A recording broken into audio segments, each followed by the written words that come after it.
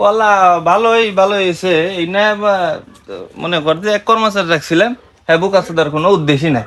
এইগুলা সব নিজেরই করার নাই। এই গাছগুনা দেখছো, এই যে গাছগুনা, এই যে এই গাছগুলা কাটে দিছি কি লেগে জানো? এই গাছগুলা কাটে দিছিল। এই গাছগুলা কাটলে কলাটা মনে করো যে সলিড থাকে, বুঝো নাই? গাছ রেখাতে থুবেনছি এই না এলো। এই জরাইছাল না, কাল বৈশাখী জরাইছাল, জরাই মনে করো যে এই গাছ আবার হেলে পড়ে যাবো। মনে করো ব্যাগ কাম করা না গা আমার। এটা দেখছো নাকি? এইটা হলো মনে করো যে শহরের মানুষ এটা যদি দেখে তাহলে মনে করো যে তুমি 500 টাকা করে নিয়ে যাবো গা। এটা শহরের মানুষ মনে করো যে ঢেলে তরকারি দেখায়। মাইনছে মনে করো যে কলার ক্ষেত করে, কয় পাখি ক্ষেত করে, 4 পাখি খালি কলাই বুনছি। এই দেখো দেখো দেখো দেখো কি করছে।